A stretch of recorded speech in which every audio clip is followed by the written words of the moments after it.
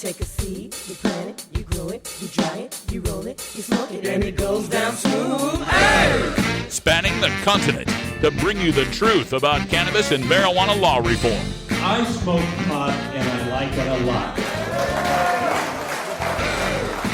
CannabisRadio.com presents The Russ Belville Show, the voice of the marijuana nation. Hey, this is great, man. Now, here's your host, Radical Russ Belville. Good day, tokers and tokettes and non-toking lovers of liberty. It is Wednesday, August 24th, 2016, and it's got to be 420 somewhere in the world. Welcome to the show. Welcome to the middle of the week. And today for the show, we've got kind of a special theme. You know, all week we've been bringing you the highlights from Seattle Hempfest, the 25th anniversary that took place this last weekend. And today we've got more highlights that focus on two subjects: industrial hemp and running for office. There were three different politicians from New Hampshire, Montana, and Washington State. Two of them who are dyed-in-the-wool marijuana activists that spoke at the Seattle Hempfest. We're going to bring you all of their speeches today. We'll have Carrie Boyder, who was a medical marijuana activist in Washington State, a native of Montana who has gone back to Montana. She's running for state office there. Then we'll hear from New Hampshire State Senate candidate Roger Tilton. And at the end of our show, our first hour, we'll hear from Stephanie Hart-Viskovich, who's running for Washington State Senate. And in the middle of hour one, since it is Wednesday, we will get our Hemp Day, Hump Day update with Doug Fine, the organic cowboy on Twitter and the author of Too High to Fail and Hempbound. He'll call in halfway through and we'll find out what's going on all across this nation as more and more states are planting and sowing industrial hemp. In hour two, we've got more for you from Seattle Hempfest, including Jeff Eichen.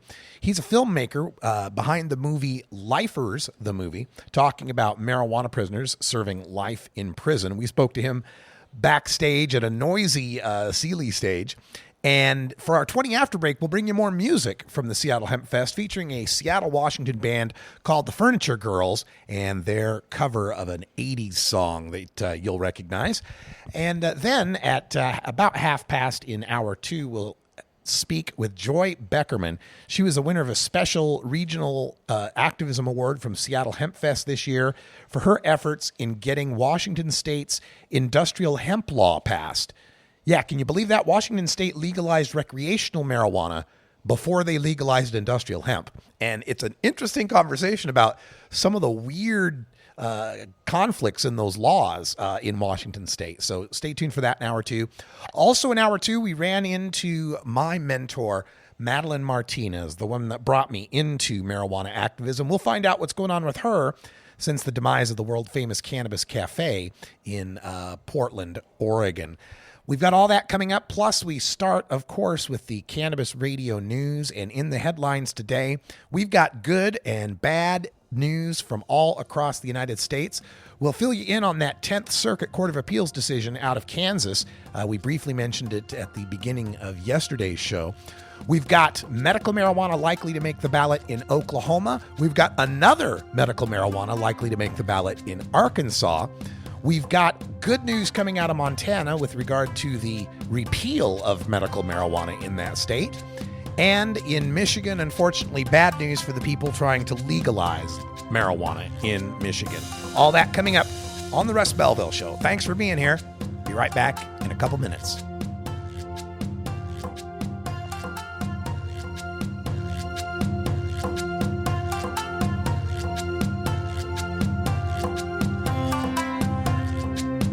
This is the Russ Belville Show on CannabisRadio.com.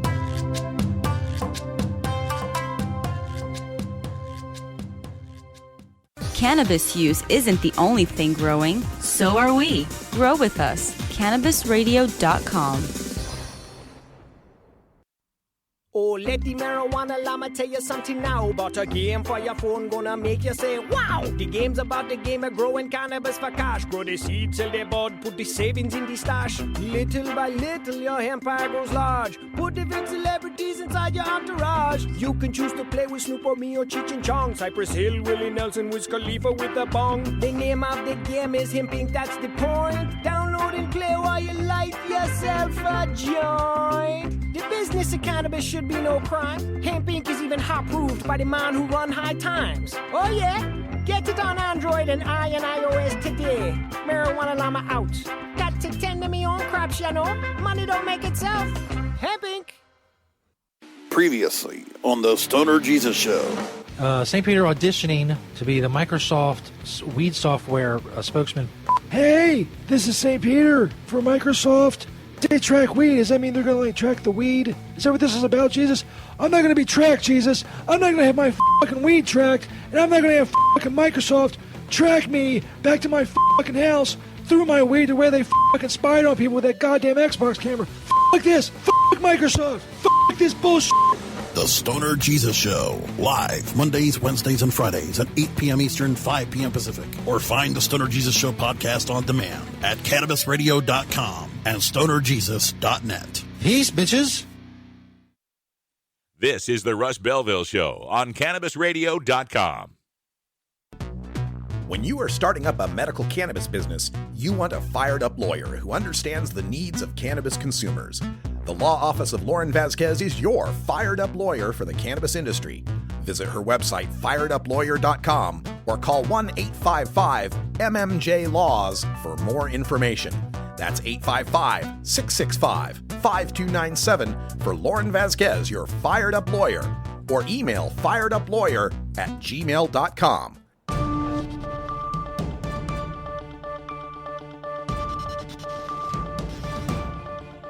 It's time for the Cannabis Radio News, covering the latest headlines in consumer cannabis, medical marijuana, and industrial hemp. Cannabis Radio News is now available exclusively at cannabisradio.com. Now your marijuana headlines in 4 minutes and 20 seconds. This is Cannabis Radio News. This is your Cannabis Radio News for Wednesday, August 24th, 2016. Wichita, Kansas. Law enforcement officials in Kansas cannot stop and search motorists just for having out-of-state license plates from states that have legalized marijuana, a federal appeals court ruled Tuesday. The 10th Circuit Court of Appeals reinstated a lawsuit filed by a Colorado motorist, Peter Vasquez, against two Kansas Highway Patrol officers who pulled him over and searched his vehicle as he was driving alone at night through Kansas on his way to Maryland. The officers contended that they were justified in searching the vehicle because Vasquez was a citizen of Colorado driving on Interstate 70, a, quote, known drug corridor, end quote, in a recently purchased older model car. They said he also seemed nervous. A divided panel found the officers violated Vasquez's Fourth Amendment rights in searching his car without his consent. Nothing illegal was found. The officer's reasoning would justify the search and seizure of citizens of half of the states in the country, the court said, adding it is, quote, wholly improper, end quote, to assume someone is more likely to commit a crime because of his state of residence. Oklahoma City, Oklahoma. Secretary of State Chris Benge's office has finished counting the signatures on a petition drive to put Oklahoma medical marijuana legalization before voters. Benge announced Tuesday that 67,761 signatures were counted, surpassing the 65,987 signatures of registered voters needed to put the issue on an election ballot by fewer than 2,000 signatures. The Secretary of State's office will now send a report on its findings to the Oklahoma Supreme Court, which determines whether the number of signatures is sufficient to put the question on the ballot. If approved, doctors would be able to recommend a patient at least 25 years old for a state-issued medical marijuana license, allowing them to use marijuana and possess up to 3 ounces, 6 mature plants, and 6 seedlings. Little Rock, Arkansas. Supporters of a plan to legalize medical marijuana in Arkansas turned in additional signatures Friday in hopes of qualifying for the November ballot. If enough signatures are validated, the proposal from Arkansans United for Medical Marijuana will be the second medical marijuana measure on the general election ballot this year. The group needs 84,859 valid signatures to make it onto the ballot, and Secretary of State Mark Martin's office has already verified 72,309 signatures. The proposal's sponsor, David Couch, said he turned in additional 34,804 signatures Friday, and that he's confident the measure will qualify for a public vote. The proposed constitutional amendment would allow patients with certain medical conditions and a doctor's recommendation to buy marijuana from dispensaries. Arkansas voters narrowly rejected a medical marijuana proposal in 2012, but Couch said he believes voters are more open to the idea of legalizing medical marijuana than they were 4 years ago. Helena, Montana, the sponsor of a proposed initiative to repeal Montana's medical marijuana law, said Wednesday he won't appeal a judge's refusal to place the measure on November's ballot, but instead will focus on defeating a separate initiative to expand medical pot distribution. Billings car dealer Steve Zabawa told the Associated Press in an interview that there isn't enough time for him to appeal to the Montana Supreme Court before Secretary of State Linda McCulloch's office certifies the ballots and sends them for printing. Instead, he said his Safe Montana group will focus on defeating I-182, a ballot measure that would ease restrictions on medical marijuana distribution. Zabawa made the comments a day after District Judge Heidi Ulbricht denied his request to intervene and order McCulloch to place his initiative on the ballot. The initiative fell more than 4,100 signatures short of qualifying. Zabawa claimed thousands of signatures gathered for the measure had been lost or improperly invalidated. Lansing, Michigan. A group trying to legalize the recreational use of marijuana in Michigan has failed to persuade a judge to put the question on the fall ballot. Court of Claims Judge Stephen Borrello said Tuesday there's nothing unconstitutional about a time limit on petition signatures. A group called the Michigan Comprehensive Cannabis Law Reform Committee submitted 354,000 signatures, apparently enough to get marijuana on the ballot. But the Board of State Canvassers in June said more than 200,000 were collected outside a 180-day period, a decision that left the group short of enough names. The judge says the Secretary of State's office and other defendants have no clear legal duty to count the stale signatures. This has been your Cannabis Radio News for Wednesday, August 24th, 2016. I'm Russ Belville. We don't limit how much you smoke, and we don't limit where you listen.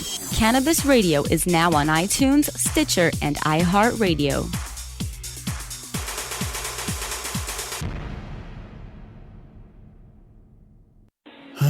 Cash? Sorry. I don't carry around cash, and I don't want to use the ATM and pay surcharges. You don't need to carry cash. Haven't you heard about PayQuick? Okay, tell me about PayQuick. It's the safe and easy way to pay. It works just like your debit card to securely pay for your purchase, and it gives you rewards points every time you use it. Nice. PayQuick, the safe and easy way to pay. PayQuick.com. The political climate is at a fever pitch, and the fight for the social fabric of America is set for battle this November. Tuesday, November 8th, the cannabis liberation movement takes a huge step forward, and Cannabis Radio is here to chronicle this legendary moment. CannabisRadio.com and the Cannabis Radio News team will feature wall-to-wall live coverage of all the coast-to-coast voting of state amendments, ballots, propositions, and initiatives that will further progress the cannabis crusade.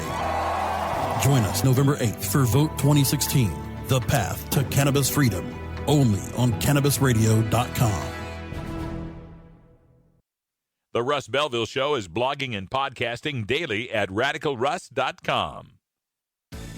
At Herbie's Cannabis Seeds, we pride ourselves on bringing you the best quality seeds from the world's most respected cannabis seed producers, all at the lowest online prices. You can find Herbie's seeds at herbiesheadshop.com. All cannabis seeds are sold as souvenirs and as a means of preserving cannabis genetics. Herbie's Seeds in no way intends to condone, promote, or incite the use of illegal or controlled substances. We strongly urge all prospective customers to check their national laws prior to placing an order. Herbie's Seeds at herbiesheadshop.com. Proud sponsors of the Russ Belville Show and 420 Radio.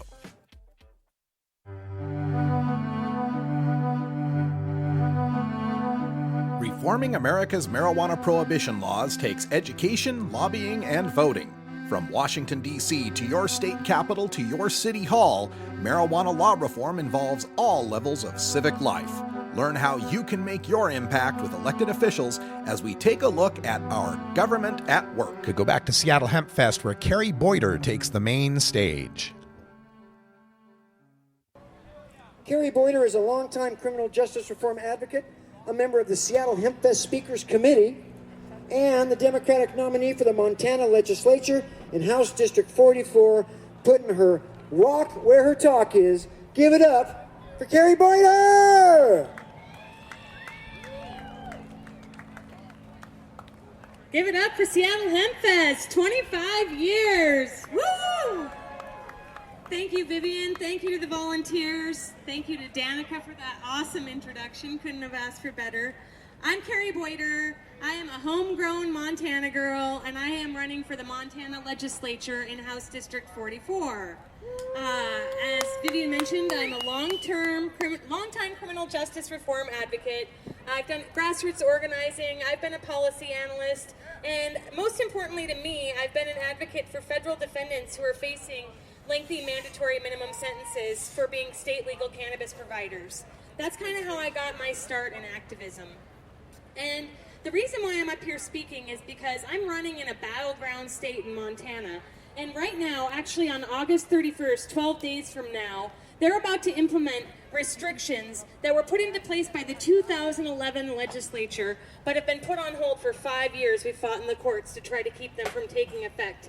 And these restrictions would make it so that a caregiver can only provide for 2 patients, and so that doctors who recommend to patients with 25 or more recommendations a year would be automatically investigated by the Board of Medical Examiners.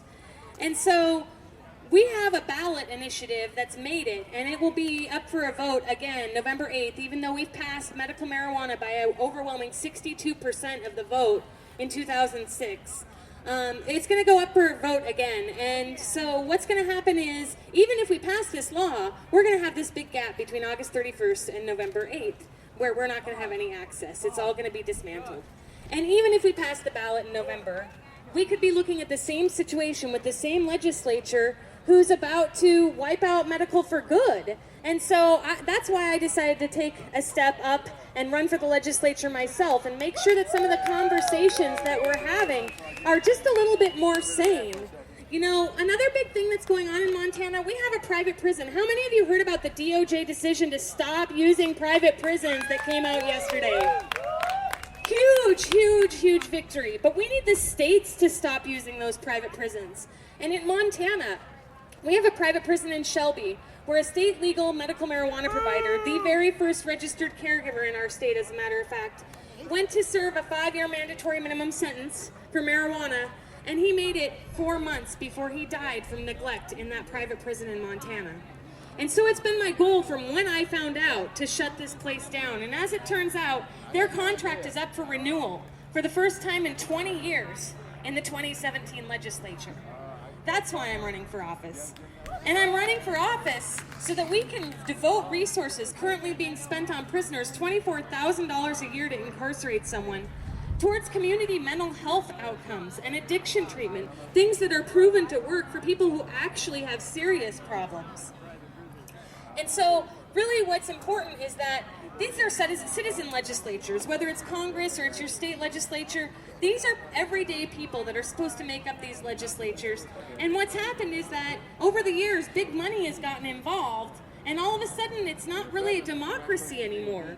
And part of that is on us. If we're not really willing to step up and run for these offices, how can we expect good representation? So I really encourage you to think about how you can get involved, whether it's running for office yourself, whether it's volunteering for campaigns of candidates that identify with your values, whether it's giving $10, whatever you can to help those people get elected. You know, in my case, I'm not going to get any money from police. I'm not going to get any money from prisons. Big oil is not going to be funding my campaign, surprise. So I'm really relying on grassroots support, particularly of the cannabis community, my friends, my people, my family here at Hempfest, to get me elected. And even if you can't give money, you can give time, you can make phone calls from anywhere in the country to help me get elected. You can go to my Facebook page, Friends of Carrie Boyder, like that page, share those posts, help me spread the message far and wide. The more people I have there, the more my opponent sees that this is a network of people who back me up and maybe he should just go on home. You can also endorse my campaign. you can give to Hempfest. This place is a very unique place where people are able to speak freely about their values. I wouldn't have the experience I have to run for office without what I've done for Hempfest and without the support of these people. So give money in the donation buckets. This is a unique place, and it's been 25 years, and we got 25 years more to go before we have everything we want in policy. So thank you all for your time. Thank you for coming to Hempfest. Have a great time. That was perfect timing. Walking right by when she goes on. I experimented with marijuana a time or two and didn't inhale. Sure, right. Welcome back, everybody. It's 20 after the hour, and that means it's time for us to take our break. While we do that, we remind you the words of Carrie Boyder that if you can step up and run for office, you got a network of cannabis consumers who are going to stand behind you and support you all the way. Let's get more of our people into office. Get some sensible marijuana policies in this country. We're back with New Hampshire State Senate candidate Roger Tilton. Maui Wowie. Acapulco Gold. California Kush. Our strains stretch everywhere, too. This is the Cannabis Radio Network. The next generation of vaporizers has arrived. Vuber vaporizers are blazing the way with unparalleled technology for oil, concentrate, or dry flower pens. Providing unsurpassed customer service and expert craftsmanship, Vuber vaporizers use cutting-edge technology, providing a power-packed, smoother vapor with a lifetime guarantee. Experience vaporizing the way it was meant to be. The Vuber way.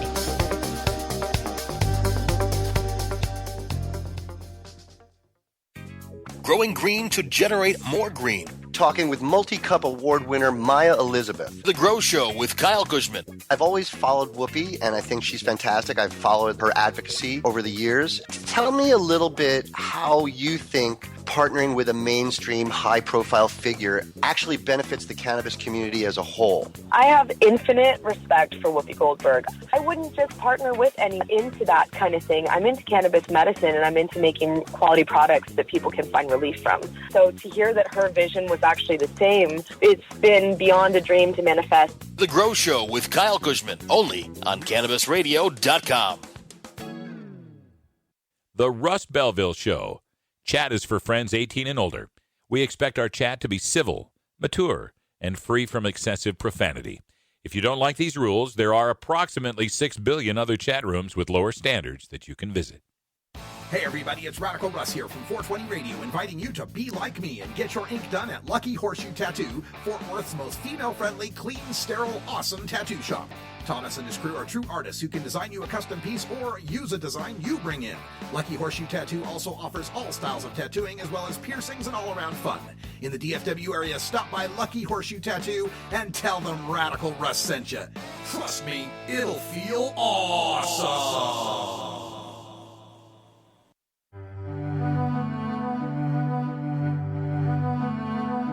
Reforming America's marijuana prohibition laws takes education, lobbying, and voting. From Washington, D.C. to your state capital to your city hall, marijuana law reform involves all levels of civic life. Learn how you can make your impact with elected officials as we take a look at our government at work. More highlights from the Seattle Hempfest with New Hampshire State Senate candidate Roger Tilton. Thank you. Who's paying attention today? Who's paying attention? All the way down to the main stage. Who's paying attention? Look at that. That's the classic sign he was talking about. Here's what happened and why I'm here today. On that sign, you see that bright green leaf? I'm a Democrat. I live in New Hampshire. I live in a very Republican district. Democrats don't run candidates for state senate in that district. And I said, wait a second. This is America, right? We don't leave blank spots on the ballot. If we want to make change, what do we got to do? You know what you have to do. You've done it. You're the embodiment of acting up. You're the embodiment of acting up. Look what's happened. Hempfest is 25 years old, and now you can legally use cannabis in the state of Washington. Great job. And you did it. You acted up. You signed a petition. The petitions were verified. It went on the ballot. You voted for it. It became law. Good for you. Yeah. But what about some of these other states like New Hampshire? We don't have a citizens initiative. We can't sign petitions to make or change laws. We actually have to do something. We have to run for office. So I said to that state party chairman, if you don't have a candidate, I'll put my name on the ballot. Of course, I think once I said I'll put my name on the ballot, he stopped looking for a candidate. And then it got to Labor Day, and we're 8 weeks from Election Day, and I thought, wow, I'm running against an incumbent Republican in a very Republican district, a district a Democrat has not won in the 240 years of New Hampshire. So I have nothing to lose. I've worked in Seattle a lot. I've watched the industry grow. I see how it has taken hold, and pretty much everybody's happy. You down there on the trail, are you happy that Hempfest is here? Then put a $2 bill in the box or a $5 bill. Okay, so I'm on the ballot. I've got this sign. I'm running for office. Of course, I still lose, but I did get 41% of the vote, which was pretty incredible for a Democrat in an 8-week campaign. So now I'm doing it again. I'm running again, and this time I've had about a 6-month head start. Just because we feel so good looking at the mountains and the sound and the sunset and the wafting freedom of marijuana smoke doesn't mean we're done yet. We're not even done here yet. What we can do now from here in Seattle is build and develop this industry so maybe in other states like New Hampshire that are so conservative, live free or die my ass. Huh? Live free or die? What about weed? That's the point. So even though you've done a lot here, I just want to encourage activism. Why can't I say that? Act up. Just act up. Like when you were a kid and you were smoking the weed around behind the garage and you didn't want your parents to find you because you were acting up. So my message, give money to Hempfest, lead Hempfest to encourage legalization in other states like mine. And with your help, maybe one of these days, in the not too far distant future, cannabis will be a lot like same-sex marriage. It'll be like, yeah, that's right, that's normal. Normal thing. Normal thing. I'm very happy to be here. I'm going to be here again tomorrow on the main stage. I'm going to be talking about how if we talk about the legalization issue as an economic and a jobs and an economic justice and racial justice issue, we might get a little farther, a little faster. So I hope you join me tomorrow, 12:30 on the main stage. Thank you very much.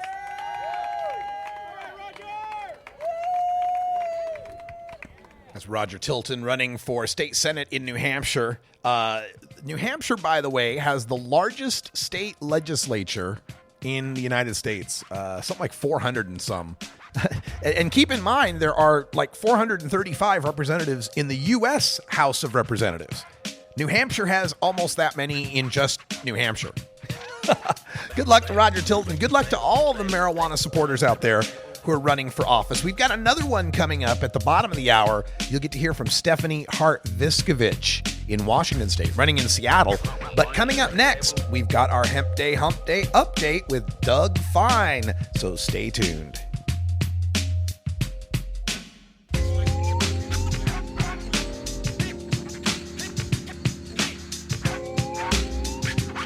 This is the Russ Belville Show on CannabisRadio.com.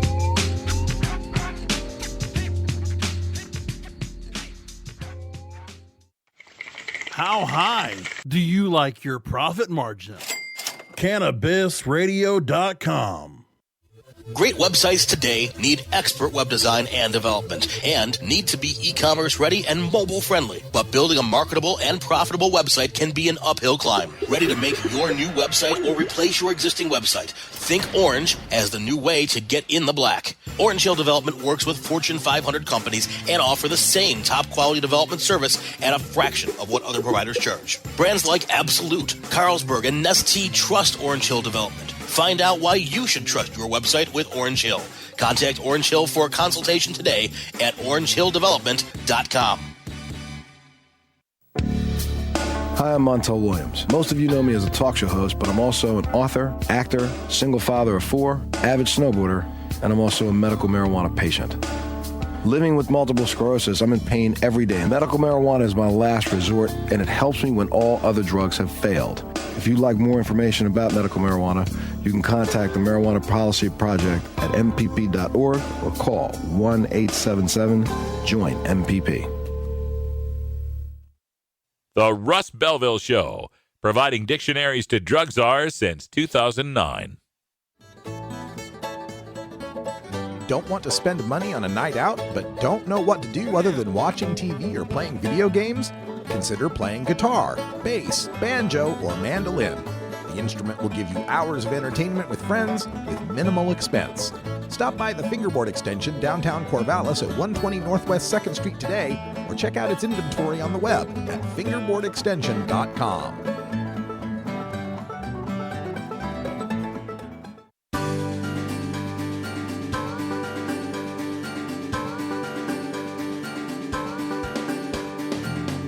Marijuana legalization also ushers in the return of the American hemp industry. Get the latest news from the author of Hempbound and Too High to Fail, Doug Fine, in our Hemp Day Hump Day Update. Welcome back, everybody. 31 after the hour today for our Hemp Day Hump Day Update. We've got Doug Fine in the house. How you doing, Doug? Oh my gosh, I'm glowing, Russ. It's all good news in the hemp world this week. Oh, I'm sure there's a ton of it too. So let's spare no moment and get right to it. What are you most excited about over these past couple of weeks? I guess I'll speak personally first. I'm in the airport now, just heading home after an incredible week. I feel like it's a beginner's luck thing, although my partners in our Vermont Hemp Co-op are so wonderful. They're not beginners as farmers. I brought the hemp knowledge. They brought the seed oil knowledge. They're former sunflower seed farmers. They got all the processing equipment, so we're kind of sitting pretty on the processing end. And we just spent a week in the field. The seeds are starting to form. Some of them are ripe. If you go to my Twitter account, @OrganicCowboy, you can see me popping some fresh seeds and just see this incredible 15-foot plants just going off. 23 acres in Vermont, and 3 of them are for flowers, so I'm all blistered up from pulling nails in the flower side of the operation. Wow. So that's great. One other thing I wanted to mention by way of important news for hempsters out there is the USDA has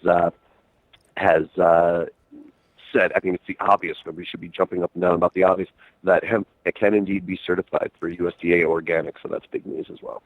Wow, great developments going on. So the state of Vermont's got the 23 acres growing there. What other states do we currently have hemp growing in?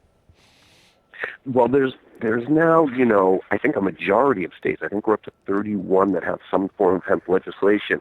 And the way that I look at them now is they're kind of tiers in terms of which are the programs that are somewhat, I think, doing the best job for farmers, after all, right? We're trying to create a living for farmers who are creating a healthy product, healing the soil, and reinvigorating rural economies. And so as I judge them, and this is a fast-evolving situation, I would have answered this question differently 2 or 3 years ago. But the best programs right now are the state programs that have the least restrictions to full-on cultivation, even if they don't help the farmers get seed. And the reason is because there is American seed already. Mm-hmm. Last December, in the federal law, transfer commerce between state hemp programs is explicitly permitted, or I should say the Justice Department is explicitly prohibited from expending funds to interfere with interstate commerce. Right. There is sort of a footnote to that I'll mention, but just to answer your question, the reason I'm in Vermont, other than that it's beautiful and I like the people, is it's $25 to get a hemp permit, and it's grow all you want, as long as it's under 0.3. Other states are close to that. Colorado has a really, really solid hemp program, plus their state is moving ahead in official certified seed, and allowing certified seed to be developed for hemp. That's important for farmers who want to get things like crop insurance and things like that. Oregon's got a good program. Pretty much everybody who applies is accepted. There's been progress on sort of adjusting nuances in the Oregon program. So that's the top tier programs. Those are the ones I really like the best. And of course, Colorado, Kentucky, Tennessee, Hawaii. There's a bunch of other states where there's real viable hemp programs where farmers either are farming in huge quantity. I met a farmer in Kentucky at a conference this week who is cultivating 2,400 acres of hemp this year, which is more than all of the U.S. cultivated a few years ago. Right. So there's a lot happening in a lot of states, Russ. It's coming on as bigger than we could have hoped. Well, I've seen in the headlines over the past couple of weeks, New York signed a bill to expand its hemp program. West Virginia has got some studies coming out on how much they could raise from hemp. And even looking internationally, Uruguay, which famously became the first country to legalize recreational cannabis, is now turning to hemp because they're not making enough off the recreational cannabis. It's amazing how this is taking off worldwide. Yep, and the new New York bill, which is a follow-up to their very sort of baby step bill last year, is great. It's a great development, but the real expansion that's going to help farmers there, and it actually matters because we're looking to expand our acreage in our Vermont project, and we can't do it over the border in New York yet because their new bill is contingent upon that change we all need in federal law, which is full commercial legalization.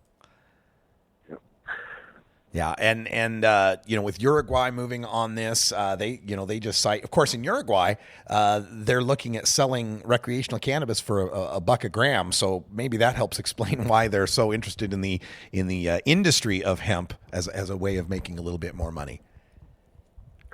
Yeah, and again, I don't know that for me personally. I mean, I want myself and other farmers to be able to make a living for their families for sure. But for me, the goal isn't necessarily the highest prices. There's a balance there. But the reason why I'm really encouraged about growth on all sides of the plant is a study that was conducted recently by the big Canadian producers, the recently emerged Hemp Oil Canada and Manitoba Harvest, that shows that in the U.S., market saturation for hemp, do you have a guess? What percentage of American homes have some kind of hemp product according to their study, Russ? If we're including lotions and all that kind of stuff, then I don't know, maybe 15%? I would have guessed something like that or even higher. It's 0.5%. Oh, wow. 99.5% of the market still has to be reached for hemp. So there is room for growth. And so folks listening out there who are in this industry, support. There's no such thing as a competitor yet. We have not even begun to scratch the surface of the market and how big it's going to be. No kidding, and we're finding more and more of these industrial uses. I was turned on to this article out of Alaska, out on the Kenai Peninsula, and they had Dave Schmidt, who's the chief operating officer of a North Carolina-based industrial hemp manufacturing. He was up there in Alaska giving a presentation on how hemp fibers could be an absorbent for oil spills. And talked about how that could be a helpful application. Yeah, it's amazing. I've seen some people now that are using just their extra fiber, their extra straw, basically, just lining their livestock corrals with it, and it matches down into this kind of antimicrobial pattern, a powder. So there's incredible, and again, it sounds less astonishing when you think, of course, we've co-evolved with the plant and bred in qualities that are beneficial over 10,000 years of use. The amazing thing would be if we didn't do it. I mean, it's kind of fortunate that there's one plant that's so dang useful on so many fronts, but 10,000 years is a long time to develop a plant. We developed the golden retriever pretty specifically over just a couple hundred years. So I'm less and less surprised. I also want to say one thing about small steps that appear to be small steps backwards. I'll give a couple of examples. After the first, and as far as I know, there are only two. The first two USDA organic certifications that were issued for hemp crops through third-party certifiers, the USDA issued a sort of yield sign, a sort of wait. We're not sure about this. people in the hemp community were, I guess understandably kind of flipping out about it. And my take was, give me a break. This is just one of these speed bumps. Like, just my message to listeners is, don't tolerate bad policy. And literally just 2 or 3 months later, today or yesterday, the USDA said, oh yeah, okay, it's cool. You can certify crops, hemp crops. So similarly, there was just an awful, unforgivable letter issued last week, signed by U.S. Agriculture Secretary Tom Vilsack, that was explicitly non-binding. They're like, this doesn't mean anything. This letter is not binding, but we just want to tell you what we think right now. Okay. And in it were several statements, and evidently it was supposedly a joint consultation with USDA and DEA, but it was, as I read it, it was only signed by the Ag Secretary. There were several of the, a dozen or so points in this letter that were completely in conflict with federal law, that our representatives have done the job of getting into federal law to support our program. So, for instance, I told you what's really cool is last December, great work by the likes of Earl Blumenauer or Mitch McConnell, those type of hemp supporters, getting a provision in a big spending bill that said, hey, Justice Department, you can't mess with interstate commerce amongst hemp programs. Mm-hmm. This letter says, we think transfer of seeds between states is illegal. It's like, well, you're wrong, but the worst part about it isn't wrong. I mean, it's sad that someone maybe is going to have to defend this in court and stuff it, but it just is. What's angering to me about that kind of thing, but first of all, do your research and know your own federal law. Yeah. Because you work for us. Yeah. Secondly, this crop is only good, and to be arbitrarily making statements that are anything other than supportive of what everyone knows is an awesome thing for the strength of the country. Hemp is listed in the National Security, I think you probably know this, Russ, National Security Preparedness Plan, like in times of emergency crops that need to be stockpiled. Hemp is included in that list. You can look it up. I wrote about it in Hempbound. It's easy to find.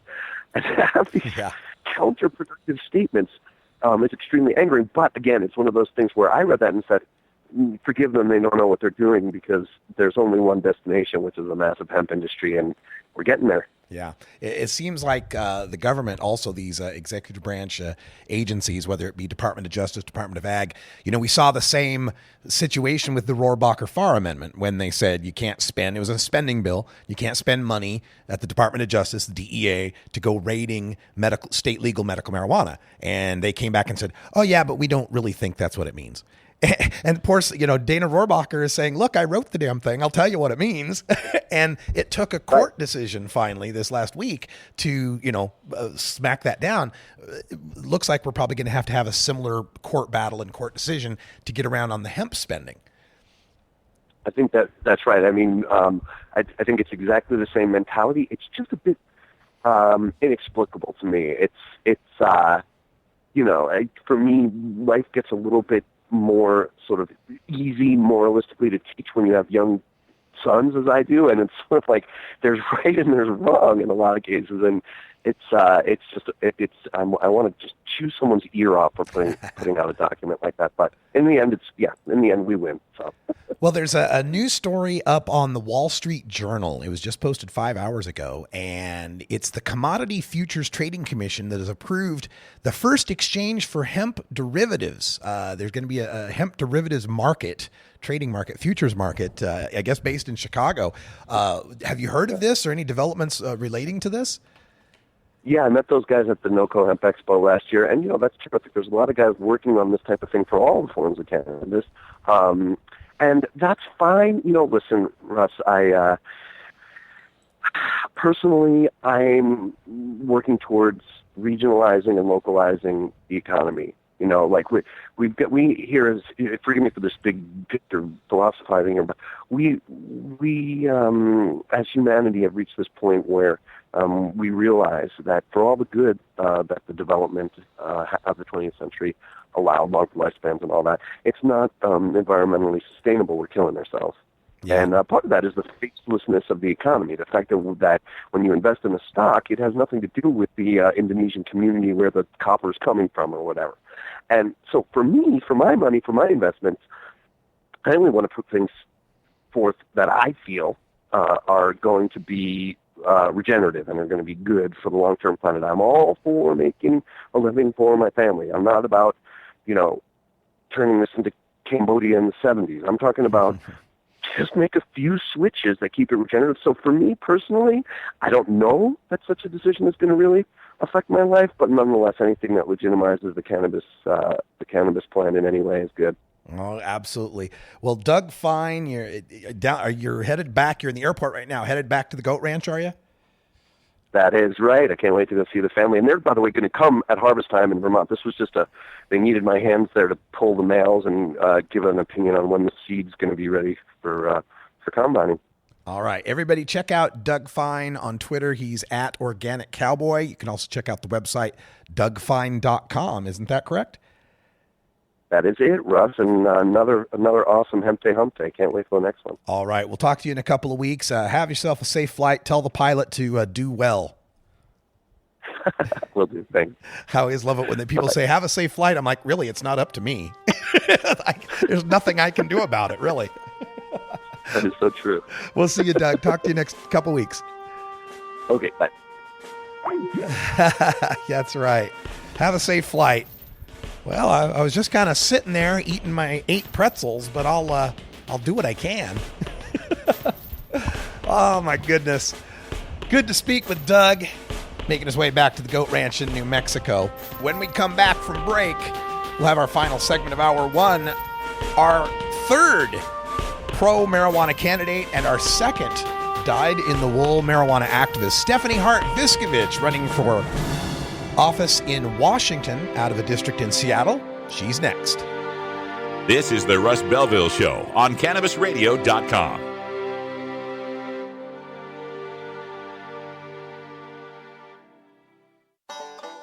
Seed to sale, clicks to conversions, and more. You're listening to the Cannabis Radio Network. Play as Ted Growing, expelled botany sophomore and the biggest grower in town, only on Weed Firm Replanted. Available on the App Store and Google Play. It's a lot of work being the biggest grower in town. Maintaining a room full of plants while dealing with a slew of eccentric customers?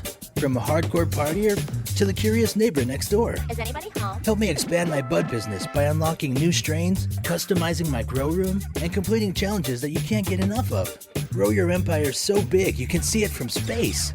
Low on funds? Don't worry. Weed Firm Replanted is free to download. Download Weed Firm Replanted for free on the App Store and Google Play today. Get growing, Mr. Growing.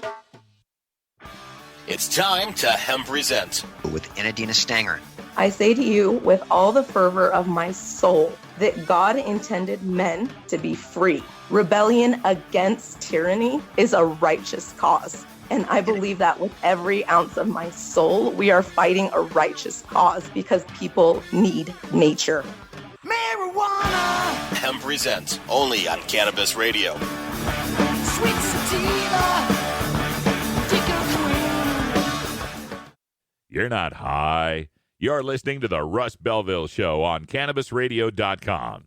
Each year on my birthday, every American gets a cupcake. Okay. Maybe you're high, too. Are you playing an acoustic guitar but want to be louder without an amp? Try a resonator guitar.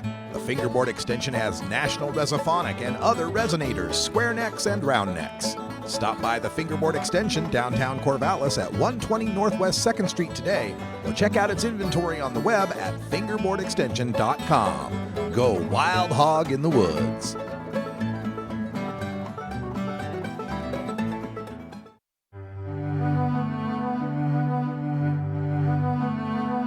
Reforming America's marijuana prohibition laws takes education, lobbying, and voting. From Washington, D.C. to your state capital to your city hall, marijuana law reform involves all levels of civic life. Learn how you can make your impact with elected officials as we take a look at our government at work. We go back to Seattle Hempfest with Stephanie Hart-Viskovich for Washington State Senate. Good day, tokers and tokettes and non-toking lovers of liberty. Radical Russ backstage at the Seeley stage on a Saturday, awaiting the momentous event of 420. If you've never been to 420 on Seeley stage, I highly recommend it. Of course, I do most things highly. Joining me backstage here, we've got Stephanie Viskovich. I'm so happy to see you because for so long we've been doing these events, doing these Hempfests, and urging people to get out there and run for office. And here you are doing it. Tell people the position you're running for, Stephanie. I am running for state representative in Seattle. State representative in Seattle. Which particular district for some voters out there? It is the 46th legislative district. It pretty much covers from the University of Washington area and most of the western region of Lake Washington up to Juanita. Okay. So running for this position, what's it been like for you? Have you ever run for office before? I have never run for office before. My political background has mostly been as citizen lobbyist for the cannabis community. So, you know, one day I just got a wild hair and said, I have to do this. I have to stand up. I have to get involved. Nobody else is going to do it for me. Yeah. So let's just do it. What the heck? I made a phone call to another fellow activist of mine, friend of mine, and said, hey, when is the window of opportunity open to actually file as a candidate if you wanted to get involved? And he says, well, you're lucky. This is a Thursday afternoon. He says it opens next Monday. Yeah. You've got 4 days to file. Wow. So I think you made up your mind at the right time. I was like, oh my gosh, okay. So I literally only had 4 days to prep going into all of this. So luckily, like being involved in the cannabis industry, you don't get a manual or a guide to tell you how to operate or move or maneuver. So you have to think on your toes a lot. In politics, it's no different. You never know what's going to happen. Things are changing all of the time, and as a first-time candidate, it's allowed me to enter it very with a flexible perspective and saying, okay, well, this is a huge learning curve for me, and first and foremost, this is about the people. It's about the people that I represent in my legislative district, not necessarily huge corporations, right? And that was a huge portion of what got me inspired to run, because as a lobbyist last year, I went down to Olympia for the Viper PAC, and I was literally turned away from certain state representatives' offices. I will not say who, but because we did not have enough funding. They said, come back when you've got more money. And I said, are you freaking kidding me? Not only am I a lobbyist, but I'm a constituent and I'm a voter. Yeah. Do you realize how ridiculous this is? So, as a getting D- for ethics in Olympia, I figured, okay, well, I'm going to take my skills as a good Samaritan. I'm going to go forward. I'm going to do this. It's not an easy job, but somebody's got to do it. And, I really care about my community, the cannabis community specifically. I've been calling them my Canna family for years. Yes. But it goes so much further beyond that, and this has put me in a very public light to where I'm getting approached from different advocacy groups, and I'm getting the opportunity to learn about all of these different subject areas in the community, and that's a really cool thing to be able to do what you can to help out, to make sure that the people are taken care of and heard first and foremost. Yeah. How is it running for office and working to gain the support of this cannabis industry as far as how much they can be associated with you? I mean, aren't there restrictions in Washington law that prevent this, or is there any problems for them to endorse you in any way? No, actually, I can accept endorsements from just about anybody. I did receive a complaint from my opposing, the incumbent, which is Jerry Paulette. He filed with the PDC. I know she's got a lot of support from the cannabis community. Can she accept campaign contributions from people who are not either filed with the Secretary of State, because that doesn't seem likely, or what, so on and so forth. But at this point in time, with 502 implemented, most of the current existing businesses are licensed with the Secretary of State. And so if you wanted to, you can make a business contribution, but individuals can also make contributions as well. So gladly accepted it. Where there's a will, there's a way, Well, a lot of the reporting coming out of Washington State in the wake of Senate Bill 5052 A lot of people are really concerned about the effects on the medical community and how that's being integrated into recreational. What are your plans after you win, of course, to make changes and to improve the situation? Awesome. Well, they tell you not to make promises, but in a perfect world, what I would like to see is better access for patients. They redefined what medical marijuana really is in Washington State after 5052 was implemented, which is anything less than 0.3% THC. So it's medical so long as it's not marijuana. Yeah. And the catch-22 on that is with all of these recreational stores, it has to be at least 0.3% or higher THC by volume to even sell it at a 502 store. So, you know, it's ridiculous to think that we have these medically endorsed recreational stores selling or offering medical cannabis to patients because by law they can't even provide it, nor can they provide them advice. And, you know, there's all of these loopholes that are happening with the Department of Health, and, you know, here's these certificates on how to guide people on what to purchase by not really giving them any advice. Right. You know, so there's a lot of work to do still. And I think getting somebody, you know, on the front lines in politics who really comprehends what's going on from a scientific level, who's had a lot of experience with patients in the community, and to see people struggle with all of the bureaucracy, loopholes, and hoops that they have to jump through. Yeah. To get a business going that's even profitable. You know, I'd like to see those things change so more mom and pop shops can survive. And I'd like to see people be able to grow in their backyard and have it be no big deal too. You know, there just needs to be more access all around. It's all about freedom, but we got to bring a little bit of integrity to the process. And right now, you know, that's lacking. Yeah. Stephanie Viskovich is running for state representative in Washington State. And tell people how they can help your campaign. Awesome. Well, endorsements are great. Social media is huge. If you have the ability to get onto Facebook and go to Stephanie Hart Viskovich for state representative and like my page and share it with other people who are fellow cannabis supporters, that would be wonderful. Support and just getting viewed by the community is huge.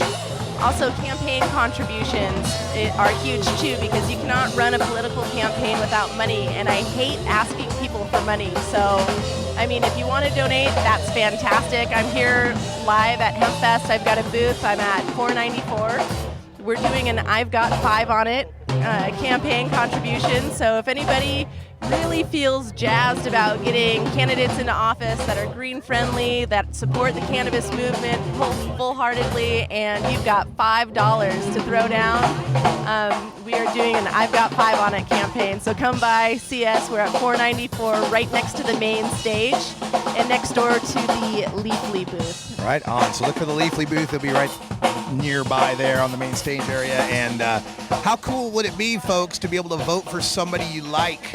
Somebody, instead of I hate the other guy, I better vote. No, you can vote for someone who's on our side, someone who's one of us. I can fully attest that you are 100% in the tribe. Thank you so much. And it's so loud behind us, I want to make sure that we get this through. So Stephanie, PH or F? PH.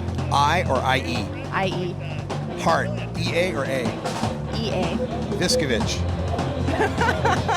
Viskovich. Correct. It's on your button. Just like it's spelled, just like it sounds. Yeah. Viskovich. Viskovich. Stephanie, P-H-A-N-I-E. Hart, H-E-A-R-T. Viskovich. V-I-S-K-O-V-I-C-H. You got it now. Got it. I feel like I just won Jeopardy or the Wheel of Fortune, I think. Can I buy a vowel? Wheel of Fortune! All right, we're going to take a break. We got to go, Stephanie, and thank you so much for being here with us. Absolutely. And good My luck pleasure. in your campaign, and anything I can do to help, I'm here for you. Thank you. All right.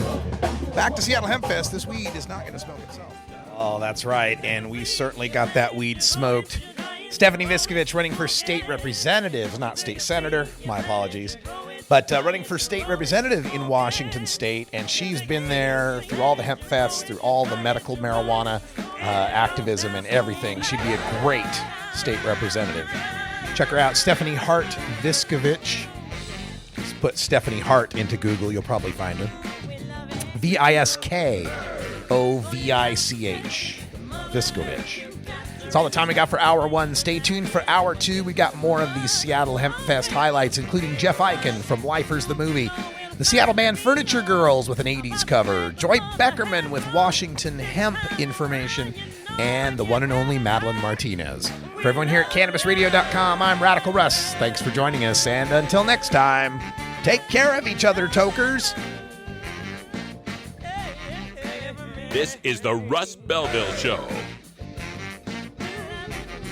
The Russ Belville Show is blogging and podcasting daily at RadicalRuss.com.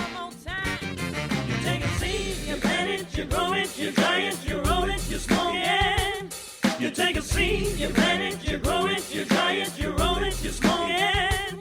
You take a seed, you plant it, you grow it, you dry it, you roll it, you smoke it, and it goes down smooth. Hey!